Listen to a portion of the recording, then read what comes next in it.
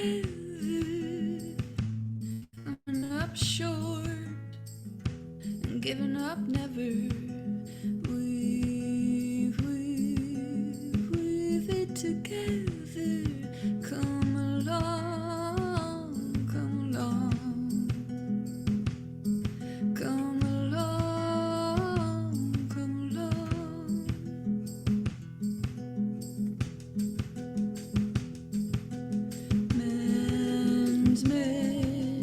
Mending it together. A world on fire can't last forever. We're gonna mend it together. A stitch in time is gonna save nine. A stitch in time is gonna save nine. And I wanna be a catalyst for change, trying something different. I wanna change the rules of the game, 'cause even the smallest bird can fly up to the top of the tree. And I wanna be a catalyst and find out what could be.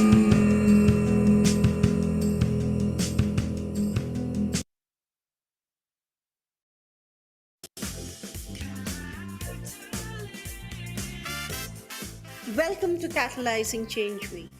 This year's Catalyzing Change Week is about solutions from the front lines by social innovators. In 2022, Catalyst 2030 concentrated its efforts on bringing proximate leaders and frontline solutions to the forefront. Collaborations led by members from the Global South produced groundbreaking reports on climate transforming education, with an emphasis on offering local solutions. We continued our mission to create an enabling environment for social entrepreneurs to flourish by initiating a letter to donors, signed by more than 1,200 social entrepreneurs and innovators. The Catalyst 2030 awards ceremony was spectacular, and the awards themselves welcomed by the private sector, governments, bio multilaterals and donors. Catalyst 2030 as a movement is disruptive. One of the best things I think that's come out of Catalyst 2030 so far is incredible collaboration across the ecosystem that just didn't exist before Catalyst came into being. The thing I love most about Catalyst is that it's an open movement for social entrepreneurs around the world. I'd encourage anyone who's looking to be more connected with their local communities around social development goals to come along to Catalyzing Change Week.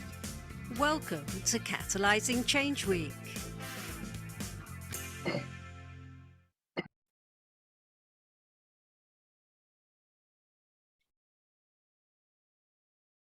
Hello there, ladies and gentlemen from all over the world tuning in. We are excited to have such an amazing session for you today with some great panelists.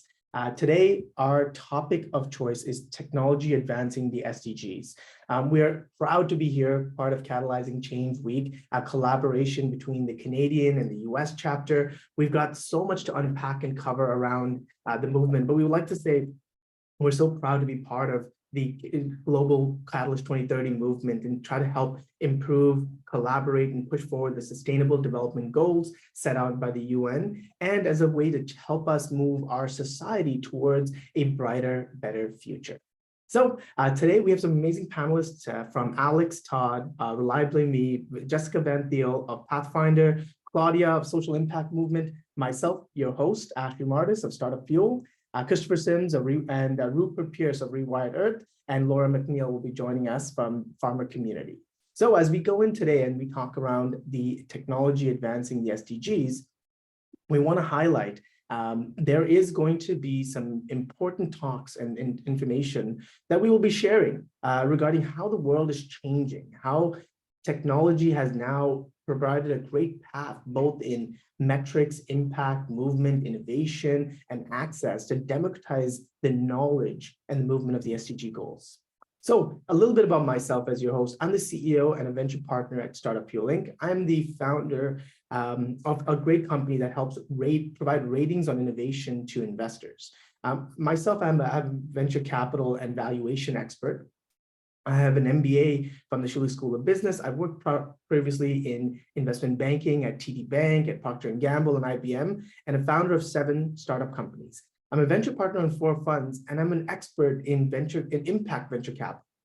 Bringing and dissecting all of these areas from how do we introduce innovation and look at innovation from a lens of ESG and impact, and bring it together not outside the conversation of capitalism, but bring it together and making sure that it's part of that conversation is super, super important.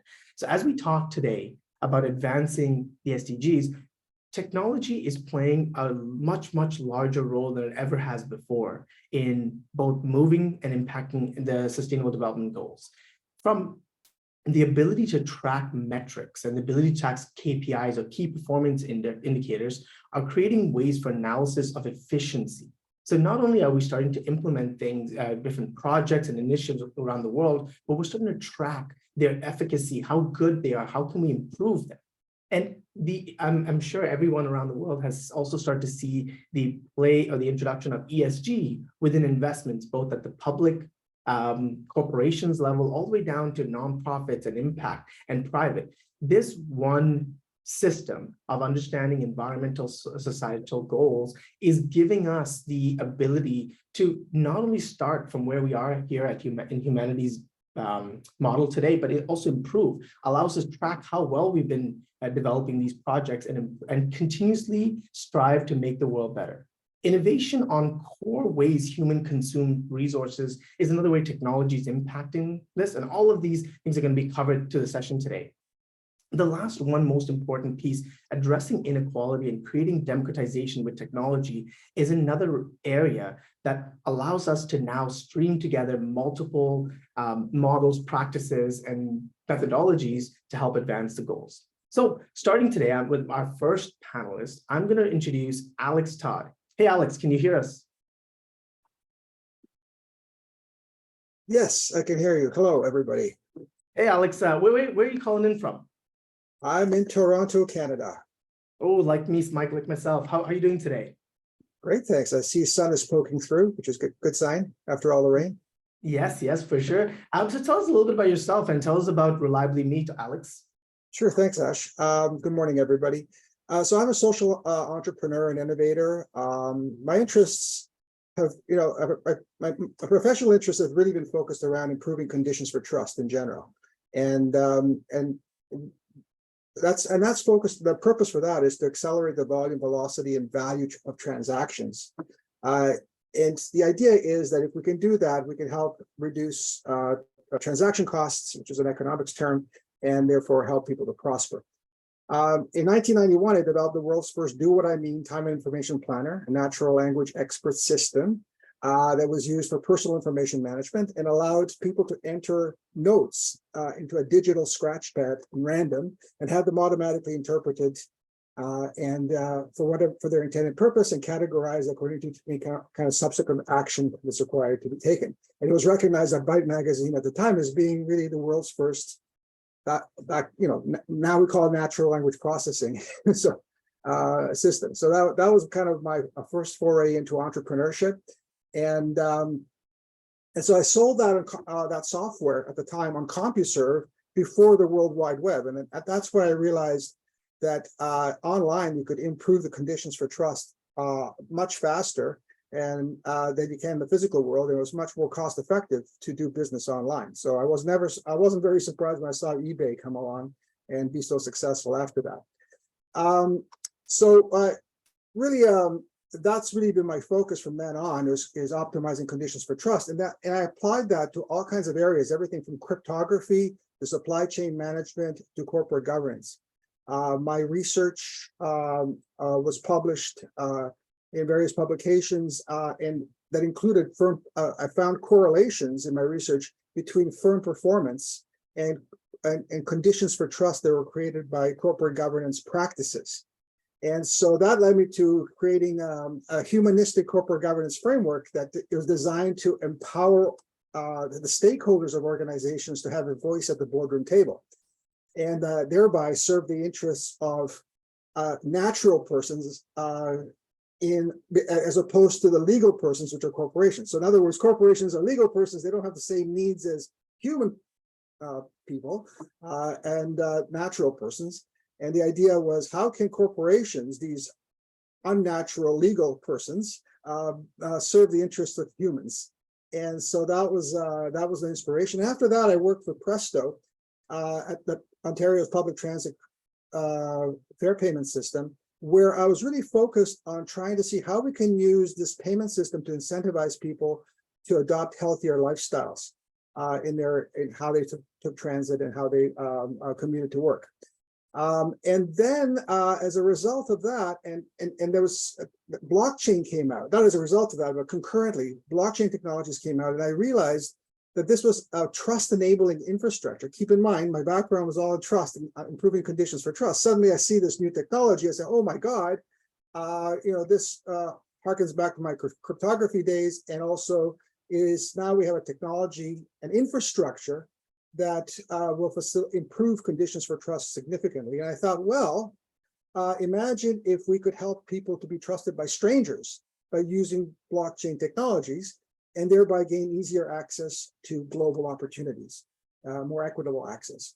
So with those things in mind, with that background in mind, that kind of brought me to the idea that we could have this social credit system that would allow people to be recognized for their authentic self and social worth, and thereby gain easier access to opportunities. That's me. No, that's incredible. There's so much great stuff to unpack there, Alex. I think the first thing that came off on my mind immediately is the fact that you've been developing or designing infrastructure for trust and now bringing it over into the social impact space in a way that I think is so badly needed. But like, how have you seen the ecosystem evolve from the time you began all of this, X amount of years ago to today? Yeah. Well, the ecosystem, the technologies have not necessarily been adopted as intended initially. So with blockchain in particular, what we found was that there was a lot of altruism around it in democratizing capital, and that hasn't really happened, and it actually got special interests took over, and so it really never got adopted the way the visionaries originally intended. So it gave it a black mark, if you will. And then also with Presto, for example, it was an example where we had technology where we could help people adopt healthier lifestyles and thereby reduce the burden on the healthcare system in Ontario, and there was no interest in doing that. So, so what I'm trying to say is, just because we have the technology doesn't mean people use it. Similarly, with what we've developed, it's been a long road to try to identify not the opportunity. The opportunities are there. It's the human side of it. To change people need to change their perspective, understanding, and be willing to try something new that hasn't been thought of before, and therefore has not been a requirement. Nobody's really been asking for it, and nobody's been investing in that kind of solution. So that's a challenge when you're a leader, when you're creating something new that can systematically change things. Their market is not always there. It's not ready. It takes a long time. So these are all examples where technology is ready, is available, but it's the existing institutions and people's the way people do business that is much harder to change. I can imagine that, like any new adoption of technology takes time, takes effort, and the larger the organization, the more established it is, the harder it is to make massive changes. But however, like, if anything can make those changes is the introduction of new technologies into these organizations. And like what you're suggesting is almost like an incentive-based system, providing credits, providing rewards, providing opportunities for the people that are doing this. How do you see incentives as the carrot on a stick that it will be able to help move forward some of these initiatives and even get these organizations who have been, let's say, a little bit more, takes longer time to adopt technologies? How do you say companies like yourself, Reliably Me, and infrastructure providing incentive and rewards as a way to move that? Yeah, I think that's key. I mean, it's key that there's some sort of recognition system based on some objective criteria. And that's really what we're trying to create with Reliably Me. We're trying to create a possibility. Imagine if every organization and all their stakeholders made regular commitments to consistently take specific actions in support of intended SDGs. I mean, and they were consequential. In other words, if you did well, you demonstrated that you were actually making commitments and following through on them, and actually taking baby steps in progressing towards moving the needle, if you will. And then as a result of having this portfolio that demonstrates your authentic commitment to that purpose, that gave you access to opportunities that might otherwise not be as easily accessible. So but that's a systems change. That means you have to have recognition.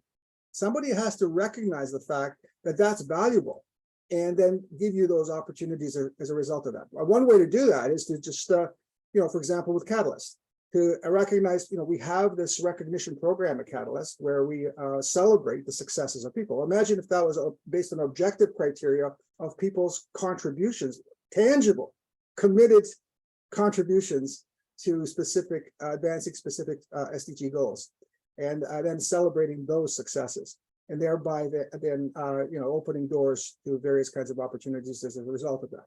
So I think that I think that's the holy grail, and I think that's the kind of. But getting there is not easy, because there are a lot of people need to be on the same page. So like what you're suggesting, I mean, we see a lot of these more of punishments, like the carbon credits, things out there that are more like, hey, the more you do, the more you get penalized for not complying or not at least going along with global set goals. What the suggestion that, or like companies like yourself, like Reliably Me, are trying to turn the conversation around, and instead of saying punishing people for performing things, it's almost giving them an incentive to say and being recognized to do so. Do you think that it takes time to adopt that, and do you believe that all the way up towards government over the next decades is going to be an integral part of society?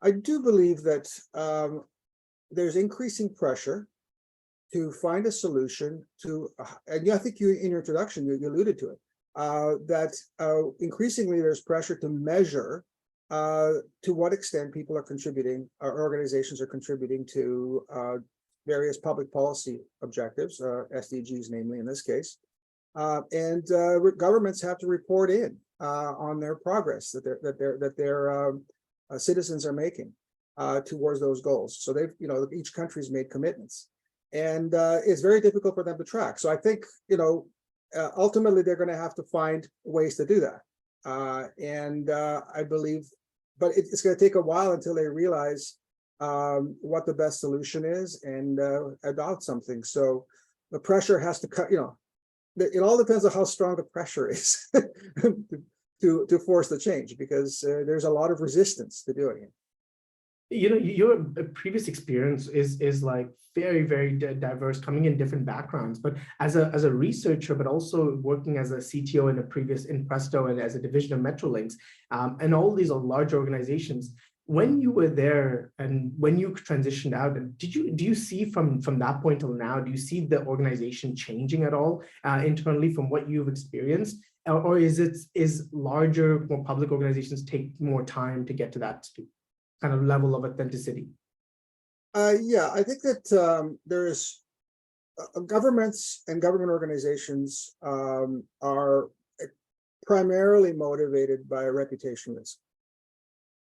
That's their primary driver. And so to the extent that when they're adopting something, you're making a change, the primary consideration is, how is that going to impact the impression, the image that we have? They're all political decisions. And so changes are risky, generally. And unless there's some sort of political driver to support something, it generally doesn't happen. So to answer your question, I think the change is really slow in governments for that reason. Yeah, and an important point, when you talk about measurement, the entire system that measurement is designed around is also very important to talk about, because what you set those types of, measurement KPIs and characteristics and goals will all kind of will define the way people operate with it. How did you come about going into this and doing the right research that says, like, these are the areas that we can create a measurement standards around? Yeah, well, there are, let me see if I can rephrase this. What we're measuring is behavior change. So behavior change is the prerequisite to any kind of change. And so it doesn't matter what you want to change, there has to be a behavior change first. And then that can start the process of actually affecting the change that you want. So what we have is an incentive mechanism that and a methodology that's academically proven to be the most cost-effective way to affect behavior change. And so our measurement is all around the extent to which we are influencing behavior change, and then objectively tracking those changes. So imagine people, every incremental little step that everybody, the hundreds of millions of people, are taking towards improving the conditions, the SDG goal, making progress towards the SDG goal. So I commit to doing this, and then getting recognition for it, and then I do the next thing, and then I do the next thing, and that's really what we're measuring.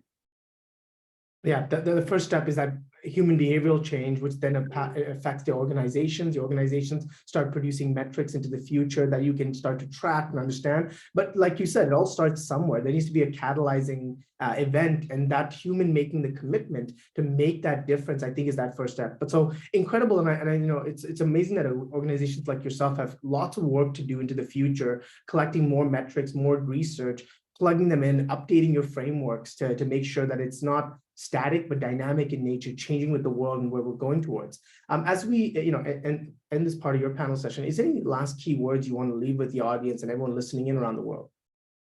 Yeah, I would like to invite everybody to try Reliably Me, and try using it to recognize your teams for their contributions to the SDGs, and also to their beneficiaries, to empowering their beneficiaries to improve their condition and reduce their things that are holding them back. And Awesome. that I think that's a first step, and that can be done. Those can be baby steps. Perfect. Own teams, right? Yeah, awesome, Alex. Thank you so much for sharing that with us. And as somebody who designed a framework and technology around measurement of the SDGs, this is an example of how technology is actually advancing SDGs. And when you can start to measure something, you can start to improve the performance of it. You can start to understand and see the efficiency of it, and then also look better to look into the future to keep on growing from that benchmark. So thanks a lot, Alex, for joining us here. I'm going to move on to Thanks our for the next opportunity, guys. Yeah, awesome. Jessica from Pathfinder. Hi, Jessica. How you doing? Very well. Thanks for having me on this amazing panel, and good afternoon from France. Oh, yeah. I was going to ask you, where are you calling in from? Yeah, so I've got a Canadian accent. I'm registered, Pathfinder's registered and based in Canada, but we also operate out of France, where I've been living for 14 years.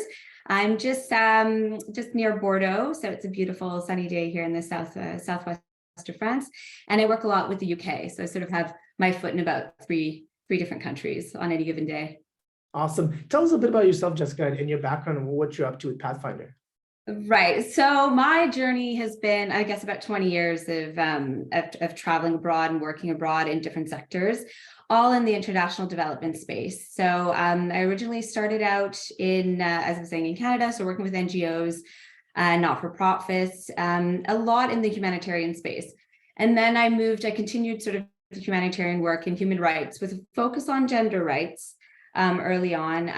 I did a first sort of work with a women's rights group in South Africa, in Cape Town, which was a lovely experience and a really difficult kind of grassroots experience where I got to see, I was sort of living in what we call a sort of a shanty town just outside of Cape Town, which was extremely an unsafe area for me to be in. I think I was one of the only sort of Caucasian females that were working in this organization and that were in this community. And it was a very sort of dangerous community for me to be in, but an important community for me to be in, to understand what the difficulties were and what the social issues were in that space. And so I was working a lot in gender equality and gender-based violence. So I was there for about a year, and that was a really interesting time in my life. So I was able to sort of, as I said, see some interesting the social issues, but from a face-to-face experience. So that was great. So I took that back to France and sort of continued working on my education, which was predominantly in human rights law and international law. Always with sort of a bit of a focus on there's development and a lot of sort of political science as well. So I continued my master's degree in Mauritius. I took a contract with in Mauritius, and for those of you who don't know Mauritius, it's another lovely African country, a little bit further east from South Africa. And it was lovely because I was able to finish my master's degree and collect kind of primary research while I was actually working with the United Nations. So I was working with the UNDP, so the United Nations Development Program, as a gender focal point there. And that was really interesting because I was actually working on gender-based violence regulation and legislation. We were actually creating it, and that was feeding into my master's degree. So I felt like I had such an extremely important role, but also opportunity as a kind of a young professional gaining that experience. So that was another kind of, if you will, grassroots or face-to-face experience where I was sort of on the ground collecting data, but also working with government, which was really interesting. And then obviously working with the UN, which was a goal of mine and a dream of mine. So I did that for a while, and that was extremely interesting because you're in the backdrop of one of the most beautiful countries in the world. So that was really great. An interesting country because socioeconomically, economically they're doing quite well, but socially there still are quite a lot of gender disparities and gender equality issues. So that was great for me to gain knowledge and experience. And then that led into a job working with in Brussels with working on European Commission development projects.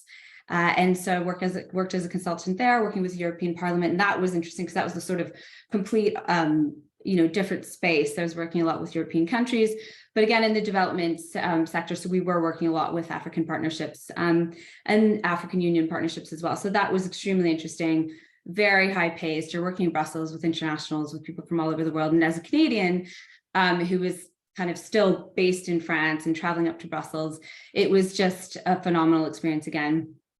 So after all of that, and after I'd gained I'd had a master's by then, I think I had 2 master's degree by then, and then I'd worked with private sector, with NGOs.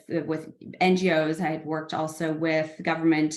I felt that it was time, or I felt that I perhaps could give it a go and start my own social enterprise. And so I did just that, 8.5 months pregnant, and decided to potentially use my mat leave to develop this social enterprise that is Pathfinder, which I'm happy to say 8.5, almost 9 years later, is still active and thriving.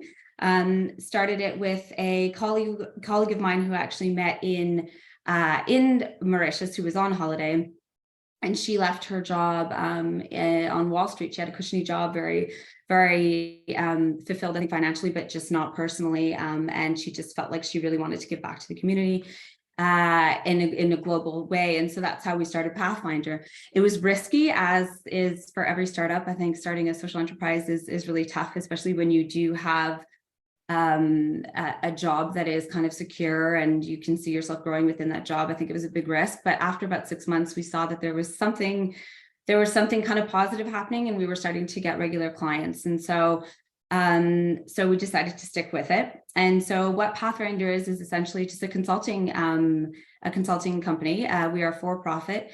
We're a social enterprise, so we do focus on social issues. And we consult with government, academia, and social entrepreneurs who are predominantly on the ground in working towards achieving the SDGs. We are not experts in any of the SDGs beyond, I would say, 17, which is partnerships for the goals.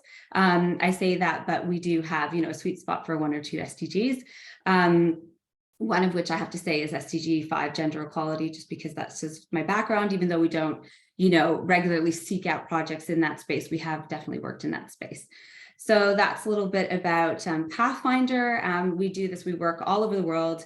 We work predominantly with the UK and Canadian government at the moment, but always looking for other opportunities. We work with academia in the US, Australia, UK, and Canada, so across all the time zones. And then a lot of the social entrepreneurs that we work with are in Southeast Asia and in Africa. So it makes for interesting times, interesting kind of work environment. We work in a very lean way. My business partner, Shivani Singh, is based in Amsterdam. I'm based here. We bop around quite a bit for work, but we are trying to be very sustainable and practice what we preach, so we do as much as we can online.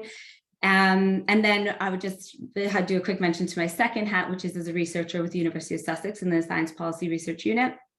And I work primarily with government there, and we work on projects, also projects like Rewired Earth, who I'll let them sort of introduce themselves and their amazing work. But I've been a consultant on projects like that, and then also with the NHS and a lot within the sort of digital inclusion space. So that's a little bit about me. So amazing, Jessica. Your background spans so many different things, but like, you know, like your ability to work with the UN and be a researcher and combine both sides of it is a unique experience. And what I wanted to ask you is, you know, have you, in your consulting, in your work, what is the role that you see technology playing in helping government, in, you know, free enterprise, social enterprise, everybody? How do you see that helping them advance towards the impact SDG can make? Yeah, that's a good question. I think for that, as I said, we're not necessarily experts in any of the specific SDGs, nor are we sort of in technology. That's not a focus of ours. You know, we don't have this, you know, cool new app or anything like that that's advancing the SDGs, but we do work with people and we consult with people on how to do that. So I'll give you an example of a project that we worked on a few years back, which was extremely, I think, just, you know, one of these passion projects. And it was called Crowd to Map. And what it was doing was getting rural Tanzania on the map, basically, on Google Maps, to help girls at risk of female genital mutilation, which affects 70% of girls in some of the regions in Tanzania. And the project involved adding schools and other checkpoints of interest in rural Tanzania to this OpenStreetMap, which is a Google-sponsored app. And basically it's open source and it provides accessibility so that citizens and vulnerable people, governments, NGOs, etc., can navigate and essentially find safe houses. Not only finding safe houses, but also the roads, the tracks and footways so that these girls could potentially access these safe houses, and also schools that were predominantly, even though there wasn't a specific safe house that would be identified in a community, a school would act as a safe house. And so what I found amazing about this project was, we know that, you know, most Tanzanian young women don't have access to a smartphone, but what this project was doing was equipping and enabling digital champions in the region. So these were local women that vulnerable girls would feel comfortable speaking to get this, to access this information. And they were equipped with a smartphone that had access to, or that has access to police officers, that has access to the maps, has access to also other general human rights information for women. And they could act as sort of spokespersons or you know, gatekeepers to that community to be able to access these much needed safe areas. And so as at 2020, the project has saved over 3,000 girls from female genital mutilation. And obviously the numbers continue to grow. And this project I find is so essential in kind of providing this information that we all kind of take for granted in these rural areas. But it's also what's amazing through technology, but what's amazing too is it's also enabling and empowering these women that are acting as these digital champions as well, that find this really, that have this powerful role within their communities, and they're able to really act as that kind of gatekeeper. So projects like this, I think, are extremely essential. I think collaborating with projects like this, it's difficult to understand. It's difficult to put ourselves in these women's shoes, because of course, some of us aren't even aware that these are social issues that are happening. But I think just being able to contribute or collaborate in any way, I think every individual can actually contribute, because it's as simple as actually using this app and and actually mapping, which is a really simple exercise to do. Is like if you have your free time, you can do that. So the message to me is that even if it's in a very remote area that we believe has nothing to do with our our lives, and it doesn't impact us directly, I think it's essential to kind of get involved, because we can get involved, because I think we're only as powerful or as good as our weakest communities. So to me, I see governments getting engaged with this, the Tanzanian government getting engaged with this is a huge way to move the needle towards achieving the SDGs. Yeah, what you specifically talked about as well in this example is access to two things. One is education and how to actually map, how to do these things, and also the end result. So like, it's almost like you're creating little influencers whose job it is to map the ecosystem, and then allow others who didn't have access before now to understand and realize it. I think this is another great example of how technology is creating a spread of education and access, which is key in order for smaller communities around the world who don't potentially have the same call it educational access that we do in Canada and the US, to be able to understand what's going on. But I have to ask, Jessica, as a researcher, and as in all these areas, especially in gender equality, what is something that you are seeing that has maybe in the past year, past 6 months, even past 5 years, that has shocked you or made you question the way things are changing towards more equality or inequality? It's a loaded question. What am I seeing? I think there's one thing that I'm seeing, and actually this probably speaks really well to Catalyst. In general, in a lot of the literature, it's a lot of collaboration. So it's a lot about collaboration, and I'm seeing it also with, which is really to us, because it's all about collaboration and not working in a siloed approach. So we believe through working with academia, with policymakers, and with social entrepreneurs, I mean, you can affect a community as much as you want, but if your overarching goal isn't affecting policy or changing that in a big way, I think then you're only sort of you're affecting change in a very in a community in a very siloed way. So I think for us, it's all about, the overarching goal is always about policy. And so the good thing that I'm seeing, I think, is just in terms of research and also the calls. When we do work with government, we see that more often, especially in the past decade, where I've been looking at these sort of government calls, is all about collaboration. So they don't necessarily want to work with just one industry anymore. So it used to be a call to private sector, it used to be a call to academia or whatever. So now this is kind of the big buzzword, which is great, because I think Catalyst is all about that.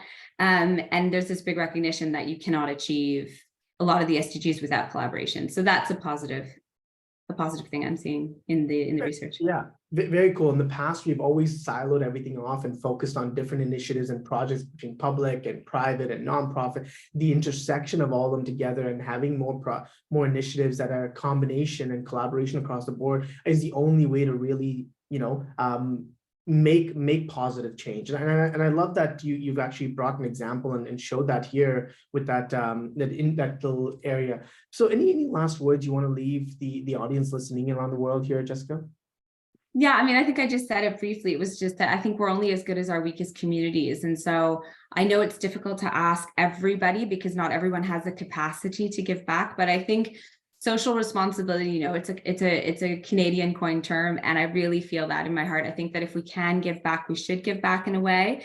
And often I think people, just individuals, don't always know where to start. So I just think being conscious of it, that every little step does count and does work towards achieving the SDGs, and we can make a definite impact as an individual. So get out there and try and move the needle if you can. I love that word, social responsibility. Thank you so much, Jessica. I'm just gonna move on. Next up, we've got Claudia. Hey, Claudia, how you doing? Hey, Ash. I'm doing all right. Amazing. Awesome. Whereabouts you calling in from, Claudia? I am calling from Miami, the sunny Miami in Florida, the United States. I'm so happy to join you and these amazing speakers, because I'm kind of the outsider from the United States to the Canadian chapter, and we're so glad to be celebrating with you guys today this first joint alliance within Catalyst, right? So pleasure to be. Just a point coming in from Jessica said collaboration, even not only just at those levels, but international, making sure that different regions also collaborate. This is awesome. So you're the founding member and CEO of Social Impact Movement, and also the co-founder and managing partner of SDG Investors. Can you give us a little background on yourself, Claudia, and what you do and what some of these organizations you're working with? Oh, sure. So I call myself an SDG ecosystem builder, because I believe through my intention to become somebody who used the Sustainable Development Goals in all areas that I touch. So I started my career in the typical for-profit side. And then about 12 years ago, I said, okay, I want to be on the other side, which means that the other side for me was social entrepreneurship and doing business for good, which I see that there was this typical separation. And that was the reason that I moved from Brazil to the United States. Not that in Brazil I couldn't pursue that, but I found an opportunity and I had the chance to stay in the United States, especially in the city of Miami, Florida. And I enrolled in a master's program that literally changed my life. It's called the Community and Social Change. It's a program here at the University of Miami, and I call that the pathway to the change making. So it's not like the traditional become a social entrepreneur, but it gave us the abilities to find out what are the areas I most can serve our community. And so I started with the nonprofit, and it's called the Social Impact Movement. Social Impact Movement actually mobilizes the local community on topics related to impact. And it was created in 2016. So by 2017, I really saw this like void space in the Miami and South Florida scene. And then I decided to, okay, let's put in the impact the SDGs. Why not? And so that's how it started my SDG journey. And from that, it evolved to during the pandemic, realizing that on the nonprofit, it's good, but scalability, we can only achieve through the regular business and professional sector. And that's precisely my motivation to evolve and create. Last year, it was the official co-foundation of the SDG Investors, which is deep impact technology for advancing the Sustainable Development Goals through investments from us founders, but also the club that we're forming through other investors who also believe and have technologies working for the Sustainable Development Goals. Could be, any technology, not just in one of specific SDG, but technologies that are scaling and fast forwarding, advancing exponentially the SDGs. You mentioned a very important point in the idea of scale. Let's talk about that for 1 second, Claudia, right? The importance that, how can we not just make, small and local movement changes are important, but larger systematic changes can be achieved only through adoptions of technology, as you're saying. There are investors out there, and we'll come back to that question in just a second about how the SDG investors react to the ecosystem. But some of these technologies that you're seeing, you're investing with, or you're working on, how do you see that playing a role into the future of how SDGs are looked at and moved forward? So in our case, we are determined to change one SDG first, and this is the SDG 4. Why? Because we believe that through education and to invest massively in the higher ed education, because we need to prepare the future entrepreneurs that are going to be creating and leading solutions for the Sustainable Development Goals achievement in the upcoming decade. So we need to act fast. And one thing that I noticed is that there's this fear right now, obviously, the whole AI movement and how should we incorporate.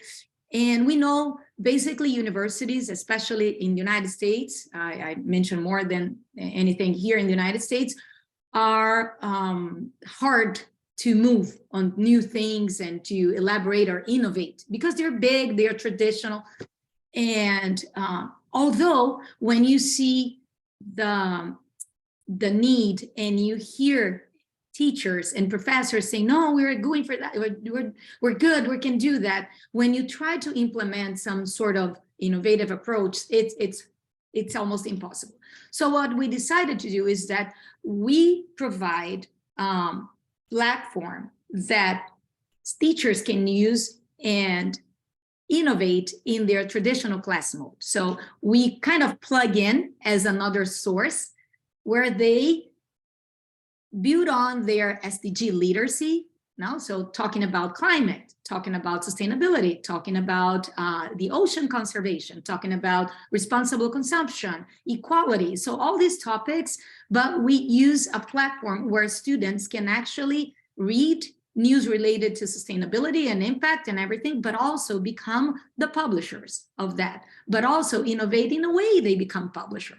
And also interact with artificial intelligence at the same time. So we plug in also the ChatGPT, so alongside where teachers and students know that they can create a tremendous impact on that area by using this technology. There's such an interesting piece out there when you talk about how education is a great way to start to also move forward SDGs and spreading education through technology.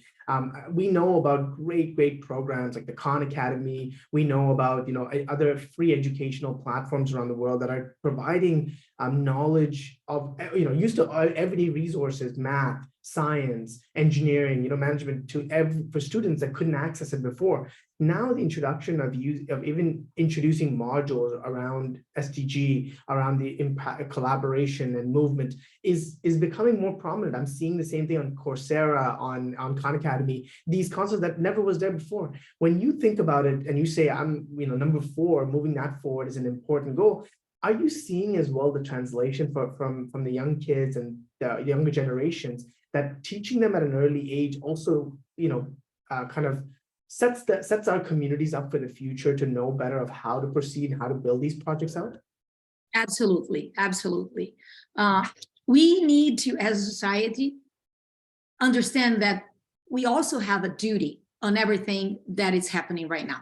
So we cannot stay paralyzed. We all understand that technology, and especially when I say technology, I have to mention the AI, because that's the booming topic right now. We have to take our responsibility on that, not just be the fear ones that, oh, I want to avoid that, this is prohibited, at my university here, we're not touching on that, this is a separate thing. Instead, we propose, for instance, by using the deep impact technology that welcome the artificial intelligence to programming in the curriculum, traditional curriculum, but also we acknowledge the immense responsibility we have towards, because this technology out there is learning by our interaction every day. I mean, in this room here, I believe I wouldn't find a nose for people who already tried the technology, the artificial intelligence. I believe all of us have interacted with AI in somehow, research-based or, correct something like that. This is the initial step. But we have to acknowledge that if we have a massive amount of students asking questions, negotiating, dealing and putting inquisitive questions to this AI, we are certainly changing the course of this technology, how it interacts and perceives because it is learning day by day, how is humanity. So we respond. Humanity is like this. Humanity likes to address this type of topics. So it's kind of also touching base on the AI as cybersecurity and humanity responsibility. Yeah, and like now going to the second part of like the SDG investor side and what you do, what are the roles that investors investing into SDG have to play to help us move these technologies forward? Yeah. So right now, when we call somebody an SDG investor, we first measure or align some of the investments in the Sustainable Development Goals agenda. In our case, we do have also an impact proposal when we welcome investors to say, hey, what type of SDG is in your roadmap? Okay, my SDG, my preferred SDG is number 10, reduced inequalities. So we propose methodologies and alternatives where the investment can go straight to that SDG that the investor is talking about. This is one case. The other case is when we want to create a safe hub where these investors can relate to like-minded ones. So I want to know who is like me, also thinking of the future through my investments on technologies that want to transform. So that's the other purpose under SDG investors. Right now we have one of the technologies we are applying is measuring market presence. We call it SDG market visibility, rather, where we understand the SDGs measured by the ESG. So on the reporting basis, we can have an ESG report that can leverage your SDGs, it can leverage your ESG report based on the Sustainable Development Goals measurement on your visibility. So it's kind of linking marketing to the real ESG, because right now the ESG is really broadened and even countries are having some sort of difficulties. What is acceptable as measurement and what isn't? The big consultancy companies, agencies, Deloitte, KPMG, they are facing this problem with the backlash of the whole idea of ESG, because in the bottom line, the purpose of measuring is noble, but without the tools, without the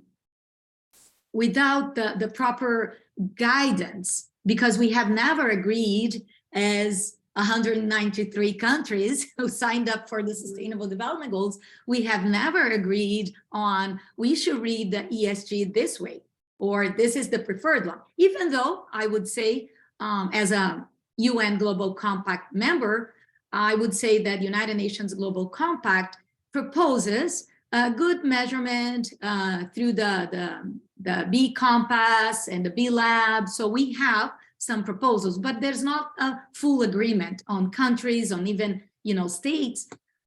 What we need is telling people the actual situation. So a market reading on your visibility is one way we believe, okay, this is true because that has been read on you, on everything that touched base on your company, and we map your SDG as well. So then we provide this type of reporting that industries can leverage and present on their ESG final report. So this is one area that we also touch base alongside with SDG investors. Awesome, Claudia. Thank you so much. You've shared so much about the, how measurement and spreading education within SDGs can also help us as 193 countries to really align ourselves in the goals, right? Any last words you want to leave with the audience here? Yes, definitely. So you heard me talking about education, reading, writing. I'm going to invite everyone today here to sign up and register and write an article for us. So I promise you're going to be highlighted in the SDG Talks AI, which is the platform that we are offering to students. And plus, if you have any university you would like to present or introduce SDG Talks or these platforms for education at a higher level educational, university level, or master's or graduate, please contact us. I'm going to let my information on the chat. Thank you so much. Perfect. Awesome. And now moving on to Christopher. Christopher Sims is a researcher for the Rewired Earth. Hey, Christopher, how you doing? Oh, I'm doing great, thanks, and thanks for having me. I echo the sentiments of the previous panelists. It's great to be here. Yeah, and whereabouts you calling in from, Chris? I am from London, United Kingdom, Ash. The London, United Kingdom, awesome. And how, I would love to learn a bit more about your background as well, Chris. Can you share with us your experience, your history, and your journey here? Yeah, sure. So a little bit about Rewired Earth first. We basically apply technology to understand people's sustainability priorities, and so that we can facilitate climate actions that are in line with local views. And the journey that's brought me here, it's an academic journey. It ties in very much with my PhD research that examined how social science research was used to understand communities affected by conflict. And that was in order to optimize the planning processes. So you can see how this all sort of ties in with what Rewired Earth is attempting to do at scale. One example from the PhD, which I think is illustrative, is of a food zone program that was implemented in one conflict-affected state. It was intended to be development intervention, offering subsidies, seed and fertilizers to farmers. It would replace the lucrative opium cultivation, and it would replace it with vegetable crops. But the soldiers would often walk through those fields to avoid the footpaths, which may have been mined with explosives, and the farmers would shout at them that they had been told to plant less lucrative crops. But at the same time, the people that had told them to plant those had actually come and trampled them. So it's just one example of how policy can be disconnected from local realities, and ultimately erode the relations of reciprocity between a government and those it governs. So this is what we're trying to do, and we're trying to do this at scale. We're trying to look at how these sort of policies can be affected by getting citizen views. That's incredible. So you're taking a stance of rewiring or recorrecting government policies to make them more, I guess, to bring the understanding what's the real grassroots problems at the level is, and how do you translate that to actually make changes happen? Are you noticing any certain overarching theme when you're seeing these kind of conflicts happening? Ash, that's a really great question. So we have been running the surveys with various different cohorts, but one of the things that we do see is this rhetoric action gap. And I think this is incredibly important for thinking about technology. So I would argue that the barriers to meaningful climate action are not technological. They're political, ideological, and ultimately behavioral. So Alex Todd mentioned behavior right at the top of this panel. And I think this is incredibly important to think about.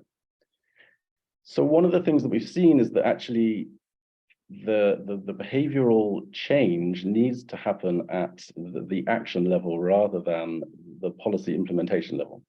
So I think that you really need to get down and understand local sentiment, and then understand how to influence that at these very local levels. But what you're suggesting is that right now there's a disconnect between the action level and the policy level, and because of that, there isn't much behavioral change happening at the action level since it's only being set at the policy level. How do you, how does Rewired Earth, and how do you plan on proposing a change towards that? Right. So I think if you look at this in macro terms, the Intergovernmental Panel on Climate Change was created in 1988. So we kind of understood the scale of the problem at the scientific level, but actually today the climate emissions, the CO2 emissions annually have doubled. So we clearly, even though we've understood the science, we haven't really got down and unpacked local priorities and how they correspond to public policies. So what Rewired Earth is trying to do is it's trying to elicit those local insider views at scale. And with different cohorts globally and through innovative methodologies. And they were trying to make sure that public policy then aligns with local actions. And I think that has not been done well because we haven't really been able to understand how to elicit local sentiment at scale yet. And I think if we do unlock that and using this technology, I think it could certainly be very powerful. Yeah, so do you think the technology in this case could be utilized better to help collect data from those grassroots movements, so that way, on a repeated basis, be able to inform policymakers? I see that's one of a theme coming out of your specific talk in this panel, Chris, is the idea that because of that shift or the amount of distance between the policymakers and the action level, that you're not actually finding that certain policies are created in the right way, but technology can help bridge that gap between the education on both sides. Is that what you're alluding to, Chris? That's exactly right. And I would argue also that our relationship with technology is complicated. So technology can reveal and deepen our relationships with the natural world, but technology can also obscure and lessen the intimacy we have with our environments. So we need to make very sure that certain technologies that we're using, they must open up an emotional aspect to what we're trying to accomplish. Because intellectually, if you look at the IPCC in 1988, intellectually, we understood the scale of the problem, but actually technology has somehow failed to unlock the way to behavioral change. And it goes back into everything which the panelists have talked about, is that we understand the scope of the problem, and everybody on this call understands the scope of the problem. But at the same time, the minuteness of behavioral change at the individual level really hasn't unlocked how to facilitate that change. So there is a gap in between individual change and public policy, and that gap is how we are attempting to bridge it with the Rewire Earth technology. Honestly, it's incredible, and I'm definitely going to go and look up more about what Rewire Earth does, because that sounds that behavioral change that's required at that organizational level is not easy to affect, because it's built from years and years of previous policies that make it hard and make it different. Any last words you want to leave here with the audience here, Chris? No, I think I've said everything. I'd just like to give a shout out to Jessica as well, because we have been working with her and also through the University of Sussex on behavioral change framework. And that work has been absolutely incredible and goes into thinking about how we sit in that space between the minuteness of individual action and this climate emergency, which occupies us all on a professional and also personal basis. So just that. Perfect, awesome. And just moving into the founder and CEO of Rewire Earth, Rupert Pierce. Hey, Rupert, how you doing? Yeah, really well, thanks, Ash. And it's an absolute pleasure to be here this morning in Canada and the US, and this afternoon here in a very rainy Brighton in the UK. Is that where you're calling in from, Brighton? That's right. Yeah, on the seaside. Oh, very nice. Well, tell us a little bit about yourself, Rupert, and what you've been up to in your journey. So started out working for a political party in the UK, which was a lot of fun, but quite quickly moved into the private sector. Ended up working for a tech consultancy. Fortunate to spend a lot of time in Toronto and in Canada. Ran operations across North America, and we grew from a very small team of kind of 25 people to being a FTSE 250 organization, which was an incredible experience.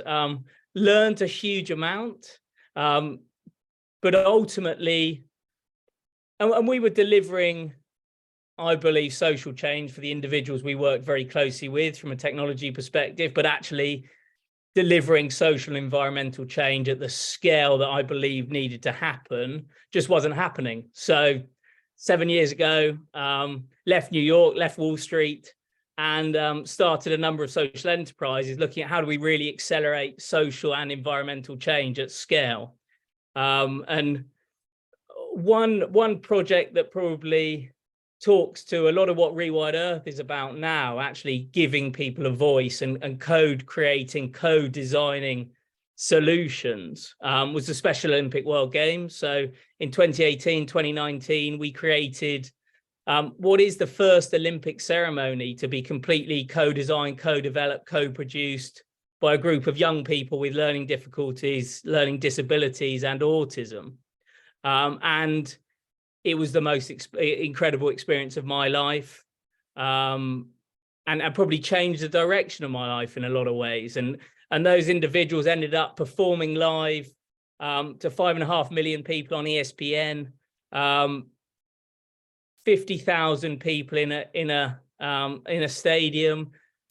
But probably more importantly than that, it's how did we work with those individuals post the games and post that performance, to run a number of campaigns, one of them being called Be the Change, where we worked with governments, with very large organizations like CNN and Mercedes, to create over 1,000 jobs for individuals with learning disabilities and autism. So for me, and what Rewire Earth is about, is how do you hear from millions of people at scale using the UN SDGs as that common language, as Chris talked about? And then how do you use that information, that insight, in terms of what do people really care about? What is driving them? Where do they want to prioritize change? And then how does that lead to action? How does that lead to impact? So how do we work with governments? How do we work with businesses? How do we work with individuals themselves to create collective impact? And when we talk about, and Jessica talked about collaboration, I completely agree, but we've got to find new ways to drive collaboration, because we've all got our own vested interests. We've all got our own egos, as much as we try and hide them and we try and become enlightened. And consciousness was mentioned in the chat, and I firmly believe that we can get there. We can get to a new level of consciousness. But we've got to find ways for organizations to work together for mutual benefit. And we talked about incentives, and Alex at the top of the session talked about incentives. So how do we really think about incentivizing, be it an individual, a business, or a government, to change more quickly? Yeah, I mean, and following up as well with what Chris said, as you come to understand that citizens have decisions and it need to be part of that collective action, that policymaking, a really important question does come up: is how educated are the populations? Whenever anything is considered, let's ask the mass media, let's ask the people what they want, what kind of change they like to make. There's a double-edged sword. One, you get a perspective, you get understanding from the communities. However, there's also a lot of misinformation that the communities receive. How do we balance out the ability to know who are the educated people, the right people to make those decisions, versus the others that don't? And again, maybe the answer isn't to separate that, but it's just a thought process in my mind. Really interesting. I think 100% the right answer is to ask the masses and to learn from the masses.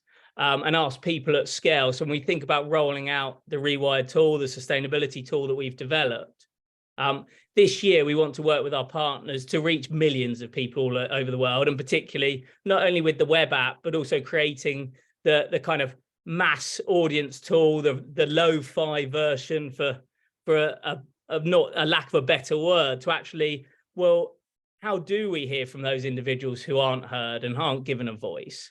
But just like with the Special Olympics, when we were creating the ceremony, it's about balancing ideas and talent. So we were still working with professional dancers, professional choreographers, professional script writers, and we were balancing the ideas, the vision, the passion of those individuals with the expertise of professionals. And it's that balancing, it's learning from, it's taking to another level. So that's why at Rewired Earth, it's so important that we work with the public en masse, but we also work with individuals like Jessica and Chris and academics who've been in this field an incredibly long time. It's why we work with policymakers. It's why we work with business people, because we can learn from everyone. And so just saying one group hasn't got an answer, or this group's got a far better answer, it's about how do we actually find a way to work together, but actually then coalesce around solutions that we can then scale. And I think that's the important piece, is how do we show individuals that their voice does matter? And us as individuals don't have very much power at all, but collectively, and when we start talking about from a wealth generation perspective, when we talk about investments, Bloomberg talk about 50 trillion of investments flowing into ESG. Well, if we think about the collective spending power of all of us, then we've got huge power to change the financial markets for good. But at the moment, there's no clarity of demand. So when we think about the theory of change from a Rewired Earth perspective, is how do we create a strong enough demand signal at scale that is going to allow governments or businesses to really understand the value case, the business case for investing in the SDGs, for investing in sustainability? Because by doing that, your business is going to become more profitable. Yeah, and you in your talk right, or in your bio too, it says rewiring the financial markets. It ties in directly with what you're talking about, and also that ties in with the triple bottom line concept. For everybody who doesn't know, the triple bottom line being people, planet, and profit, being able to measure and actively move towards providing a triple impact in society for every organization. I think this is directly related to what you just mentioned, Rupert, the idea that how can businesses can use a measurement system and how can we rewire the financial markets? I've got a fantastic book here by Mark Carney on values, the governor of the Bank of England, the former governor of the Bank of Canada, who talks about how the financial markets who have been built not with the idea of protecting people and planet, but to exceed profit. How do we rewire that model, that notion, to allow the other side to also come into place? I think that's an important work. What is your opinion on bringing the triple bottom line into more, the financial markets? 100% support it, and I think we need to go further. We need to go further faster. I guess from our theory of change perspective is that we believe businesses are going to move much more quickly from a profit incentive, and whether we agree with that or not, that's still our belief in terms of global organizations are going to move much more quickly because it's going to make them more profit, because they're going to be more valued in the market. So we're almost, I guess, flipping that on its head and saying, actually, if we can understand demand at scale, if we can understand the value case at scale, that's the thing that's going to drive change much more quickly. And that doesn't mean we shouldn't be thinking in triple bottom line terms. And I think more CEOs than ever before are. And that goes back to the consciousness point and the enlightenment point. I think we all need to meditate more. We all need to think about our values more. We need to all think about what impact we can have with people around us. But just to give you a couple of concrete examples of work we're doing and things we're thinking about, we're working with one city in the UK, and we're going to survey 500,000 people around the region to really understand what their UN SDG priorities are. And when we're going to understand the perceptions of those individuals against those UN SDGs for that local authority or for those city leaders. And at the same time, we're going to then start mapping policies, budgets, priorities of that city against the UN SDGs. So you're going to be able to start directly seeing from a direct democracy perspective, what do people care about? And how is our city actually prioritizing the wishes of the people, the demand of the people? And then you talk about technology. The beauty of where we're going with technology is we're actually going to be able to start properly measuring impact using real data taken through a supply chain. And when we think about this city, and I don't think Plymouth will mind me mentioning their name, they're doing a huge amount of work around nature-based solutions. So they're thinking cutting edge technology to think about green credits or tokens, both blue, so thinking about their marine ecosystem when we start thinking about seagrass or kelp, but also grey. So when we start thinking about housing retrofit, we think about water across the city, these are all joined up. And the beauty of the UN SDGs is that we can actually tie them all together. So the power of the Rewired Earth framework and using the UN SDGs as that common language is you start to understand, what do people care about at scale? What are their perceptions against those priorities? You then understand, what is a government or a business saying? What is their strategy? What are their operations? What are their priorities? Where are their budgets going against those same UN SDGs? And then you can actually start seeing what is their true impact based on the SDGs. And that could be a nature positive impact, because if you think about these nature-based solutions, they're going to have a nature positive if you think about additionality and the monitoring we can now do from an additionality perspective. But also those businesses that are having a harmful impact on people, planet, or indeed place, we can actually start seeing that and calling it out. So you can have that clarity of demand and supply. What do people care about, and how are businesses or governments actually doing against that care? I love it, Rupert. I mean, like, a lot of talk until this point, or a lot of talk in general around SDGs has always been top down, given in from the government, what should be done, how should it be done to the citizens. And it's rare that we've gone bottom up, where we say, okay, let's go and survey the community, what goals they want, what things that they want to have, and how do we align demand to that? I think there's such a powerful amount of value in that data to spread to, like you said, in a city. If I go and survey 500,000 people, learn about what they want, share that with the local businesses, with government, with other organizations, they can align their messaging their strategy to solve those things, knowing the demand is there as well. So that's incredible, Rupert. Any last words you want to leave with us here? I guess it would be a final request. We're going to be rolling this tool out, the Rewired Earth tool, and if people want to find out more, go to the website rewired.earth, or get in touch with me through LinkedIn at Rupert Pierce. But we're going to be rolling this out to millions of people. We've got the largest telecoms organization in Africa rolling this out to 260 million customers. We're working with KPMG and PwC. So when we start thinking about how do we audit and assure the data that corresponds to that demand, how do we work with the big four and consultancies globally to start measuring that impact? But this is about working with not-for-profits on the ground. This is about working with local organizations at the same time. Goodwall are an incredible organization working with 2 million young people across Europe and the world to actually think about how do we tie the SDGs to what people care about and the jobs they want to do in the future and the impact they want to have. So my request would be, join the coalition, become part of Rewired Earth and our partners, and think about what's in it for your organization. How can you share your technology, your tools? How can you use our tools, our technology, so that we truly can, before COP28, and this is going to be released in September in terms of the global release at the SDG Summit in New York.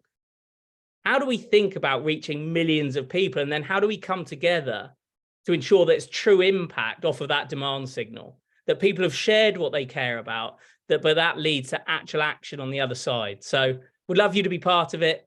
And it's been a real pleasure speaking to you today. Awesome. Thanks so much for sharing that, Rupert. And also more information about about Rewired's tool will be provided as well as a follow-up to this. Next, we're moving on to Laura McNeil. Hey, Laura, how you doing? Hi, morning, everyone from Canada. Yeah, where are you calling from, Laura? I'm just outside of Toronto. And I just wanted to say, Rupert, that was awesome. Tough act to follow. And I'm looking forward to joining up. I really am. Awesome. Wonderful. Yeah, thanks. Laura, can you tell us a bit about yourself and your journey to here? Sure, yeah. Journey, interesting. I just arrived back in Canada. I've been in the Caribbean for a few weeks. And I'm the founder of Carib Farm. And where that whole idea originated for a girl like me from Toronto is that I lived in the Caribbean for a couple of decades. And because I was on a tiny island, I had to wear lots of different hats just to, keep things going. They weren't really looking for a full-time creative director like me. And so one of the things I did was run a small market garden with my husband, who's a brilliant grower. And as I was doing this, mostly we were feeding our farming volunteers and our B&B guests, and then sometimes we'd have overflow, and so I started to look for markets. And I realized, oh my gosh, this is like so complicated. And then other times we would hit problems like pests and pressure from disease and things like that. And I couldn't get information, even though I'm, pretty adept at tech. And so I started to talk to my neighbors who we were in a rural coastal area and realized that they had been dealing with these problems for a while, not forever, because there was a time when agriculture extension was really supportive, but that was no longer. And so these kind of issues that I was really challenged with a university degree and pretty high tech skills, I thought, how are they coping? At the same time, I was studying digital media, and I thought maybe there might be like a solution that would possibly bridge the gap. So that was back in 2018. And ever since then, I've gone back to school and done a master's in digital media. And this is my passion. And so, as Rupert was saying, and I love to hear this, is that my belief is that unlike, and I guess people would label us a little disruptive, is that it's important that we work, I don't like this phrase, but everybody gets it, from the bottom up rather than the top down. And so the top doesn't necessarily appreciate that so much. But I think that what we do, we provide farmers, when we're just doing beta testing now, a digital knowledge sharing platform that's free for them because they have enough issues to deal with already. And we are partnered with brilliant universities who in agriculture as well as researchers around the world who, as everybody knows, there's all these different silos, and what our attempt is to bring the information, especially as it relates to climate adaptation, to one digital platform. Yeah, and I think that you're highlighting the use case for technology in a really interesting way. Again, another spreading of education to farmers. What are you seeing right now as something that is missing in education to these, farmers and local groups? It's a big question. I think that, and I just had meetings, so this is really timely. I think that the number one thing is that the tried and true methods, these farmers are the experts, not the people who land on their soil. The farmers are the experts, and they know their stuff. They've been doing it for years. But the issue primarily is that climate change has twisted everything around and turned it upside down. So they can't, the tried and true measures don't work because the weather is not cooperating. And then of course there's extreme weather conditions. And so there are ways to adapt. And funnily enough, they're the ways of the ancestors of 60 years ago, really, a lot of it, along with new technology that makes things easier. So it's about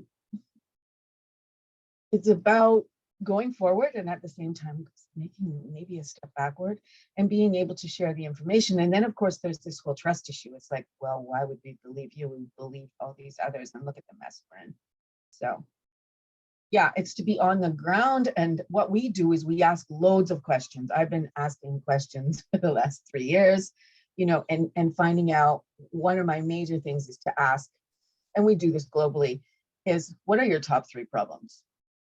And what would it look like if they went away?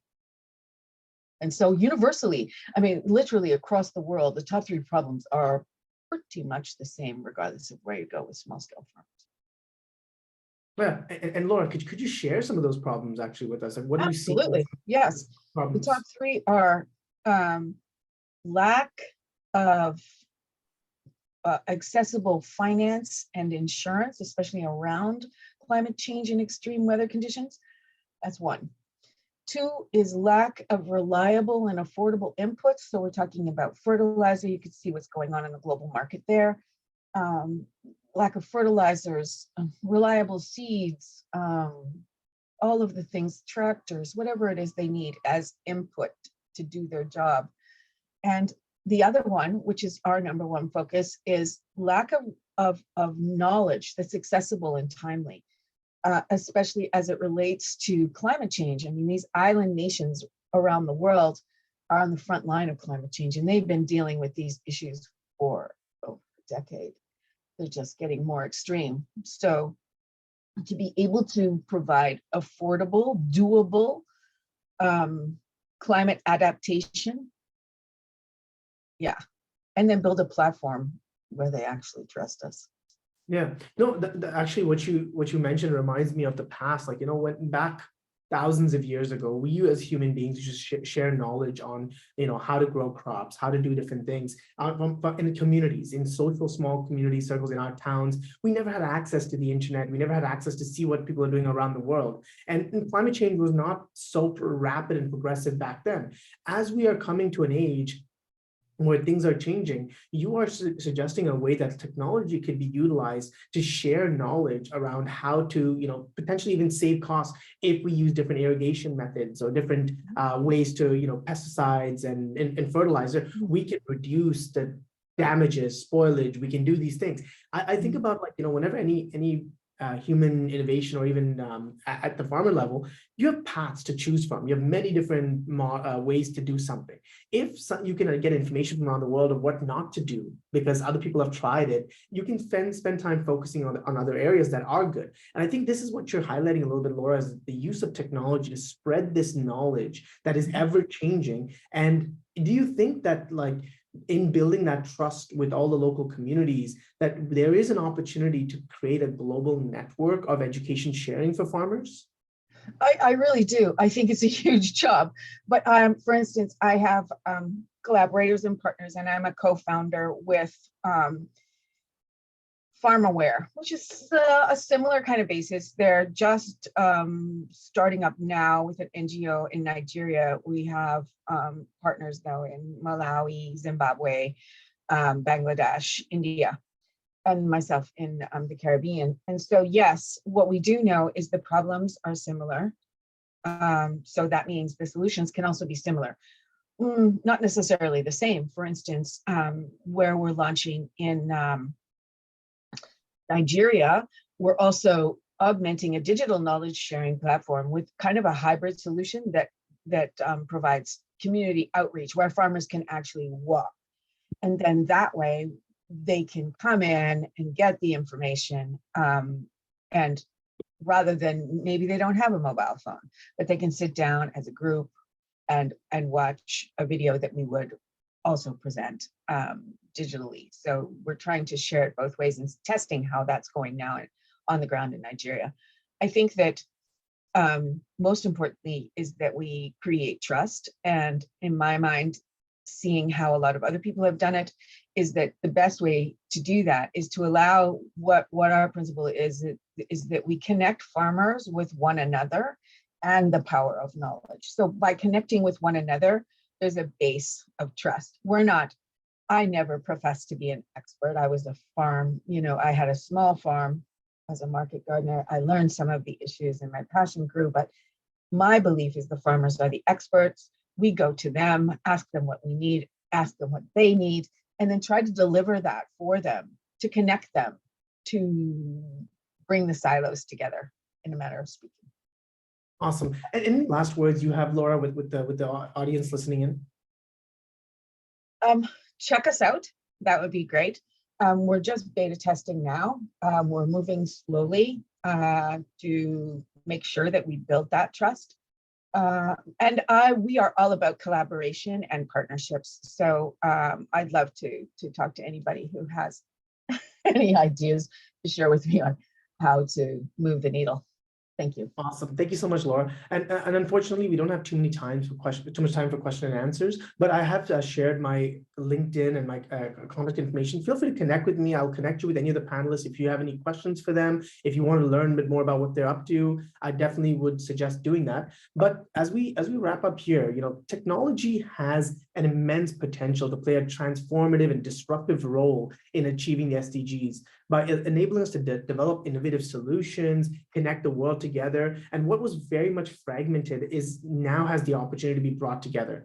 Some of the themes across all the panelists, from Alex all the way down to Laura, like being able to measure and incentivize change and give the players in our ecosystem doing a really good job and motivating them to create that behavioral change is an important piece that technology can play a role in. Access to information, spreading education to the masses, another area where we see education playing a big role. When we talk about the measurement of SDG in investing, specifically in giving investors the ability to look at and say, I can use my dollars not only to make money for myself, but to empower and change the world at the same time, never was a concept in the past, and now is becoming more and more prevalent with the utilization of measurement technologies. Now, bridging the gap with policy and actions, this is something what Chris went into, is that there's such a large divide between what the people on the grassroots movement and what policymakers are doing in terms of actionable change. Technology can help, divide or bring that path together, where it's not only just globally, but even within an ecosystem, within a country, within a system. Emotionally understanding the change is more important than just technically there. Like we said before, we've had a lot of great solutions for many, many years. Adopting them is taking some time. Being able to push that forward and introduce incentives, like we talked about before, as a way to drive adoption is a behavioral and emotional change. We as leaders here can help our ecosystems and spread this to the rest of the world.